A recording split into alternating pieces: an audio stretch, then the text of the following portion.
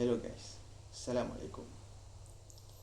uh, um, Nama aku Nick dan aku dah setahun kerja, 11 bulan, nak dekat setahun. Aku start kerja bulan 6 2025. Hari ni aku nak share apa benda yang aku dah belajar sepanjang setahun aku bekerja. 5 perkara yang aku belajar sepanjang setahun aku bekerja. Yang pertama, okay, by the way, aku dah kerja 2 kerja. First, aku kerja sebagai kerani dekat syarikat security selama 8 bulan. Kedua, aku bekerja sebagai DevOps Support Engineer selama 2 bulan setengah. Tak habis probation lagi. So, ini pengalaman aku. Kalau korang boleh relate, sila komen di bawah. So, pengajaran pertama yang aku belajar, kerja ni dia bergantung. Kadang ada hari kerja tu best, tapi kadang kerja tu tak best. Tapi kadang kau fikir kau nak tukar kerja, tapi bila kau dah tukar kerja, kau rasa macam patut ke kau tukar kerja lagi. So itu pengajaran yang pertama. Kerja ni kadang best, kadang tak best, bergantung kepada kerja lah. Tapi pengalaman aku kerja, maknanya ada hari kerja tu best, mungkin sebab kau berjaya buat sesuatu task dengan jayanya ke. Tapi kadang-kadang kau tak berjaya, so mungkin hari tu spoil. Mungkin hari tu kau tertumpah kopi atas baju ke.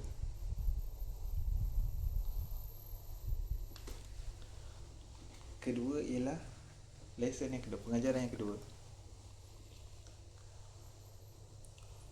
Kerja pertama kau tak semestinya kerja yang kau suka, and that's okay, that's life. Dengan ekonomi sekarang, kalau kau dapat kerja pun dah okey lah. Tapi tak adalah bermakna jangan pilih kan. Tapi itu dah maksud aku. Maknanya as long as kau kerja okey, lepas tu bolehlah start cari kerja lain kalau kau tak minat kerja tu ke. Pendeknya, poin kedua. Poin ketiga, aku dah try 3 company. Dan benda ni company first tu yang cakap. Dia cakap setiap company dia ada culture yang berbeza-beza. Apa maksud culture yang berbeza-beza? Culture yang berbeza ni,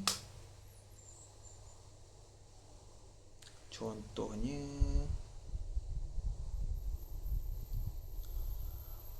waktu aku first kerja yang first tu, dia tak bagi rakan sekerja dia bercinta. Sebab waktu tu okay, kau bayangkan company tu company yang kecil. Company ni besar tapi dia ada 5 staff. So dulu ada satu kes, dia 2 orang ni, dia orang couple.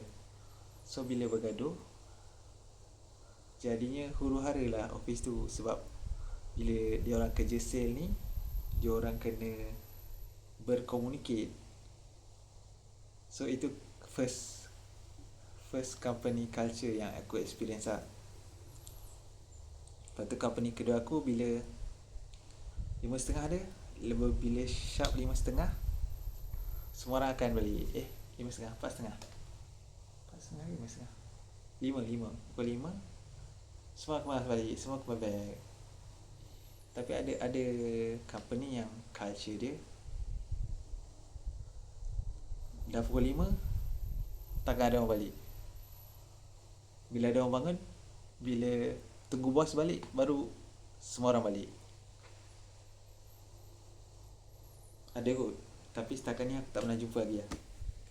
Bukan aku tak pernah jumpa, setakat ni aku tak mengalami lagi lah. Setakat ni aku alami ialah bila balik lah.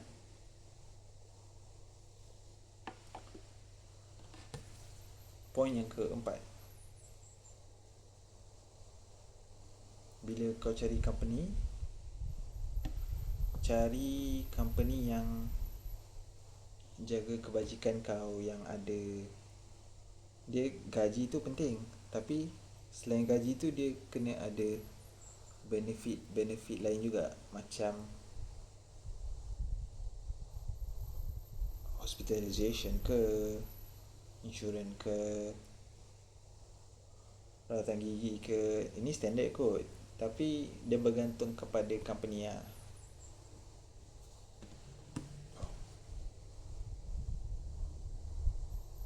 Okay, nombor 5, last sekali, yang paling penting sekali. Kalau korang tengok video ni dan korang nak ambil satu perkara, ambil benda ni.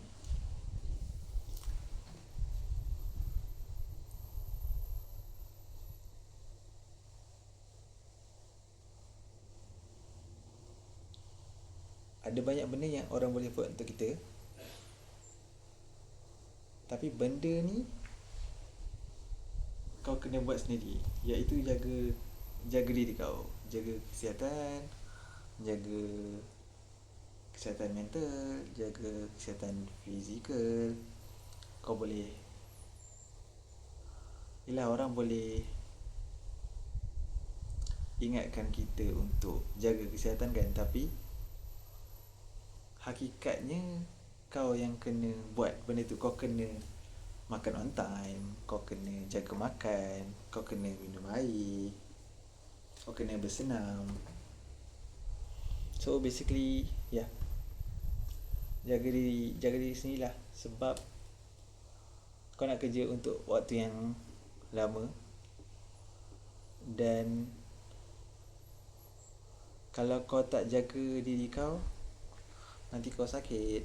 And then bila kau sakit, kau tak boleh kerja. Bila kau tak boleh kerja, nanti kau tak ada duit. Bila kau tak ada duit, nanti kau berhutang. Bila kau berhutang, kau tak mampu bayar. Bila kau tak mampu bayar, kau ambil hutang untuk tutup hutang kau. Lepas tu alung kejar kau, lepas tu bank kejar kau. So itulah. Lagi ke? Habis dah. So anyway, jaga kesihatan. Okay, aku nak ulang 5 yang tadi. Nombor 1, kadang ada hari yang best, kadang ada hari yang tak best.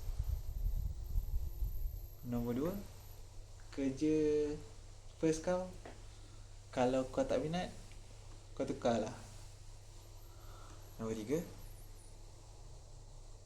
cari company yang culture dia kau suka. Kalau kau nak stay lama lah. Tapi kalau kau tak nak stay lama, jangan dah. Cari company yang kau suka culture dia. Nombor 4, cari company yang ada benefit selain daripada gaji itu sendiri. Dan nombor 5, jaga kesihatan. Aku ni jumpa di video akan datang. Bye.